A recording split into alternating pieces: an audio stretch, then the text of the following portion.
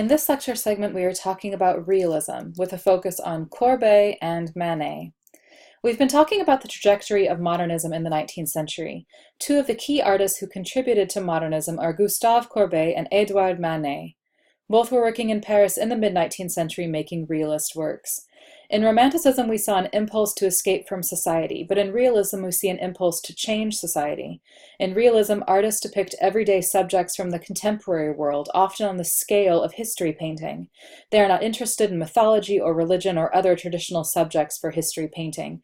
They want to depict the now, to show the harsh realities of modern life, new subjects from the world around them, and to show them in a true, authentic way.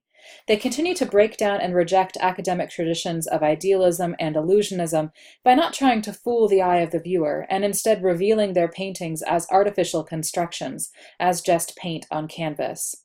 They often apply paint such that it looks like paint, not pretending to be the fine linear textures we saw in neoclassicism. In both their subject matter and their application of paint, they reject the academic tradition and spark controversy with their subversive depictions of modern life. Gustave Courbet wanted to overthrow academic traditions in favor of a contemporary realism that could support efforts to remove yet another monarch from the throne of France. His art was activist in nature and politically motivated. He was deeply involved in the 1848 revolution, which sought for greater equality in France and the establishment of a republic led by a president instead of a monarch. He was an honest-to-goodness revolutionary. He insists that he can only paint what he has seen, a living, truthful art. No angels, no crucifixions, no scenes from mythology, just what he has seen in his world. He's not from Paris, though he does work there. He's from rural France, and you can go and see this exceptional Courbet landscape at the Spencer Museum of Art on campus. This painting, The Stonebreakers from 1850, was shown at the 1850 Salon. It was a large canvas, 5 by 8 feet, and depicts a man and boy breaking up stones to pave streets. The figures are nearly life-size and pushed up into the foreground so the viewer has to see them. They are disheveled, completely unidealized figures, with dirty clothes and shoes, boxed in by the high horizon line that confines them and compels them to work. The surface of the painting was rough with crusty paint laid on with a palette knife, giving the surface a thickness and materiality. The earth tones also add to its earthy character, rejecting academic illusionism because the paint does not pretend to be anything but paint. Courbet took an everyday subject and blew it up to the size of history painting, even though it is neither heroic nor triumphant. Comparing it to David's Oath of the Horatii helps to show how revolutionary this painting really was. David's subject matter is from classical literature. He uses one-point perspective, linear application of paint, and creates an illusion for the viewer that makes them witness to this climactic moment in the story. Courbet shows us the contemporary world, set in a shallow space boxing the figures in, with the crusty application of paint. Courbet does not portray the labor of these figures as noble or beautiful. He shows it as backbreaking, dirty, and difficult. These generalized figures without individualized faces refer to the cycle of life, as the young will age and become the old, and the work will continue with no hope of relief. More machines than people. There is no idealism, no hope, nothing comforting, nothing beautiful, just the cold, hard facts of labor with no end in sight. Critics at the time reacted to Courbet's painting by saying that he should have patched the clothes of the figures and washed their feet. People did not want to see the difficulties of contemporary life. They wanted comforting and familiar academic subjects, shown in a style that did not ruffle feathers. As we've talked about, the Salon had a stranglehold on the exhibition of art in Paris. Courbet and Manet kept submitting works of art to the Salon, but there's also significant movement towards the showing of art outside of the Salon. In 1855, Paris hosts a universal exhibition, and as part of the displays had a massive international art exhibition, including works by French artists. Works were selected by a jury, which was in essence the same as a Salon jury, a conservative selection committee that chooses academic works of art.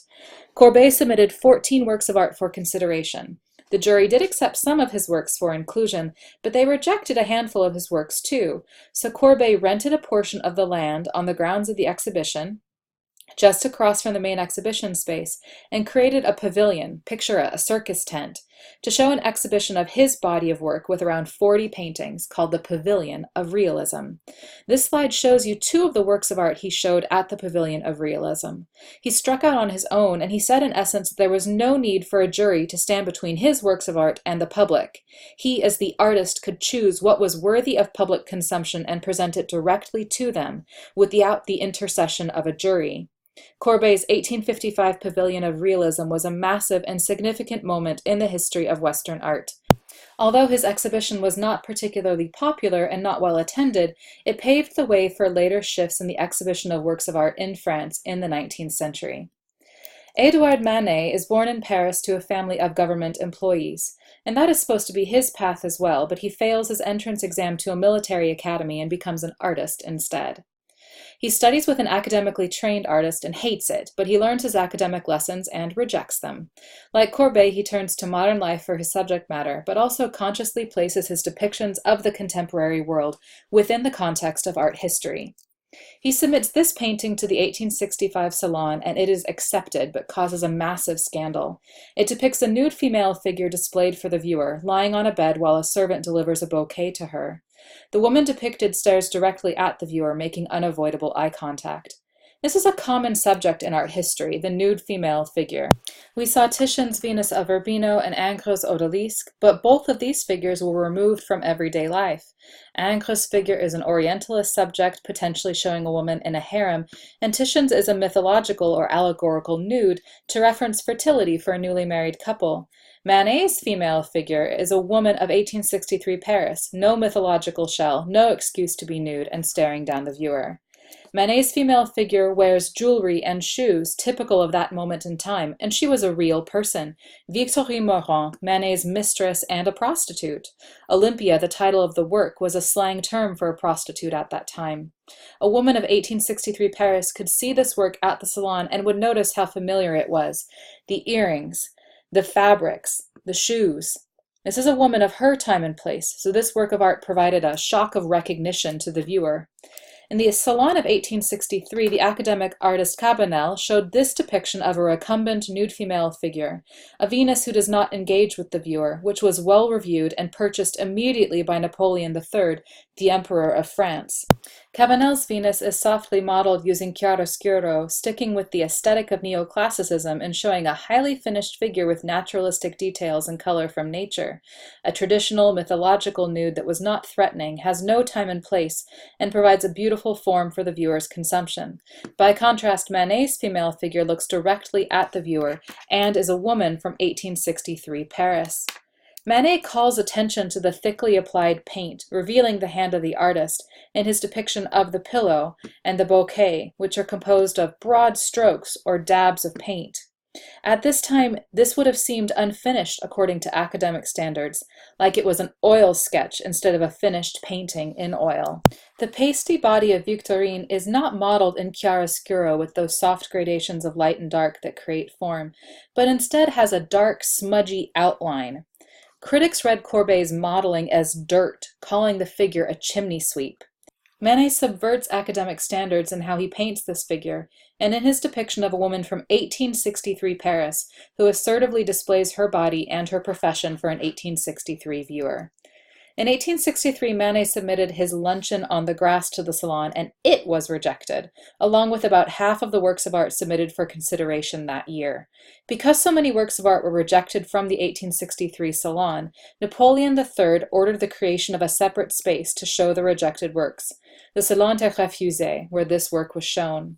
Manet consciously based this work on Giorgione or Titian's Pastoral Concert, which was in the collection of the Louvre in Paris, where he would have seen it and sketched it. If we compare these two works, we see that Manet, like Titian, shows two men and two women in an outdoor setting, the men clothed and the women are in a state of undress. He shows men from his family and his mistress Victorine. Once more, he depicts them in a public park in the fringes of Paris. Again, he has no qualms with showing the ugly underbelly of Parisian society, but this was scandalous. Instead of making a nameless, unthreatening muse, Manet paints a confrontational contemporary woman who gazes directly at the viewer, with no mythological shell for her nudity. This made people really uncomfortable and angry, as if he had corrupted the peaceful, idyllic pastoral subject of the Italian Renaissance work, and made it too of the now, too contemporary, too familiar. He paints his own time and place, shoving the hypocrisy of upper-crust Parisians in their faces, but how he paints it is also just as revolutionary. Manet upends academic standards of painting in this work. He paints directly on the prepared white canvas. Historically, artists prepared the canvas and then added a layer of color, often a deep burgundy, to give the painting a unified tone.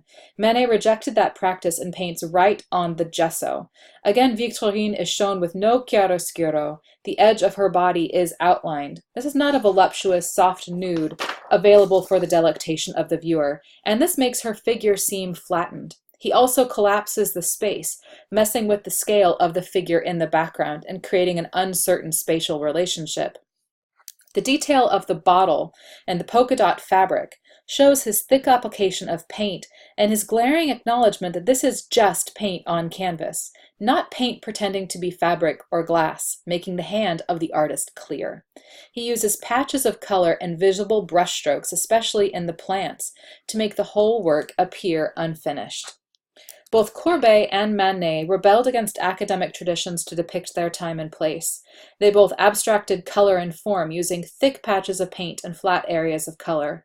Both kept submitting their works to the Salon even as they set off controversies and showed their works in alternative venues.